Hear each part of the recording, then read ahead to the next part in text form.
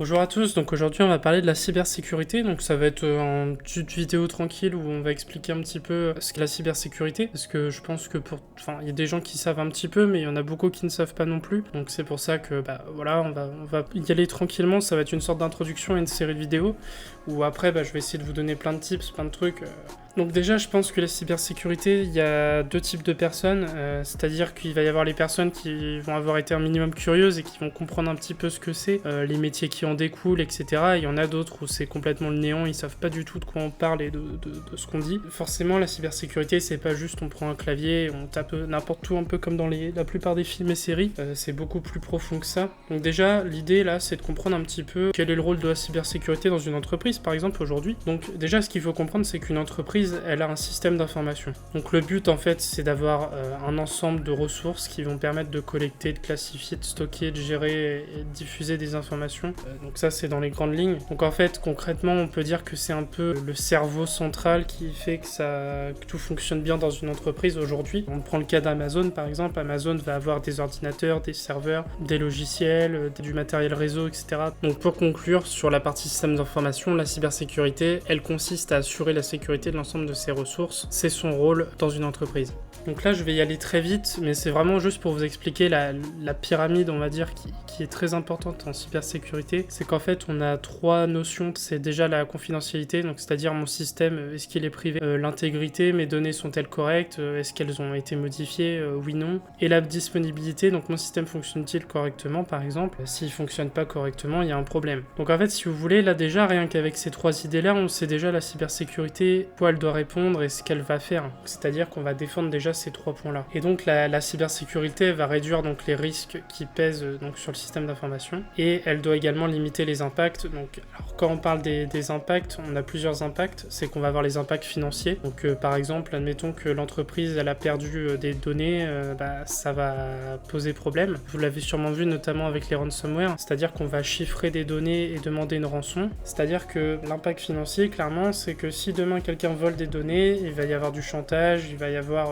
donnez-moi de l'argent pour récupérer vos données. Donc c'est quelque chose qu'on doit éviter. Donc également les concurrents, si l'entreprise se fait pirater, ils pourraient utiliser ces données et renforcer leur position sur le marché. Donc ça aggraverait les conséquences financières de l'entreprise.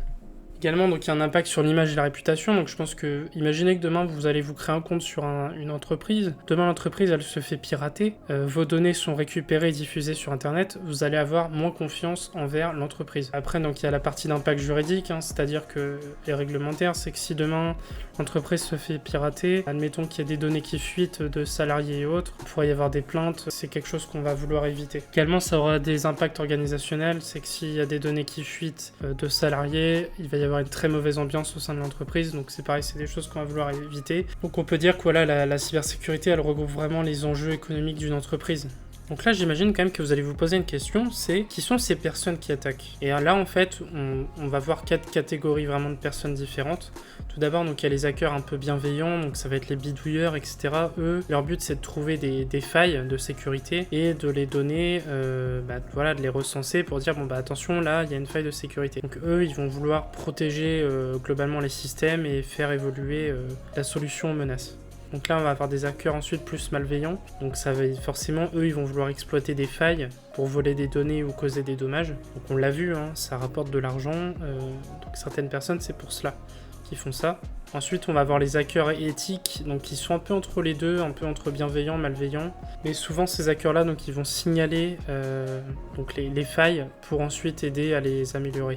Et enfin, on a les activistes qui, eux, vont utiliser leurs compétences pour des causes politiques ou sociales. Donc ça va souvent être des cyberattaques contre des organisations, des gouvernements. Donc là, comme on peut le voir, en fait, chaque type de hacker a ses propres motivations et impacts sur la sécurité informatique. Donc là, à l'heure d'aujourd'hui, en 2024, donc la cybersécurité, donc ça reste un domaine critique pour les entreprises du monde entier. Donc là, je vais vous donner juste quelques chiffres clés pour appuyer donc mes propos précédents. Donc tout d'abord, l'entreprise Norton estime que les coûts mondiaux des cybercrimes devraient augmenter de 15% par an, donc atteignant 10,5 trillions de dollars donc d'ici 2025, donc c'est énorme. Également, donc il y a eu l'étude Cobalt, donc je vous mettrai tous les liens en description bien évidemment, donc qui estime que 66% des organisations ont été ciblées par des attaques de ransomware donc en 2023. On a également une augmentation donc des cyberattaques. Il y a eu une augmentation donc de 8% des cyberattaques hebdomadaires globales au deuxième trimestre de 2023.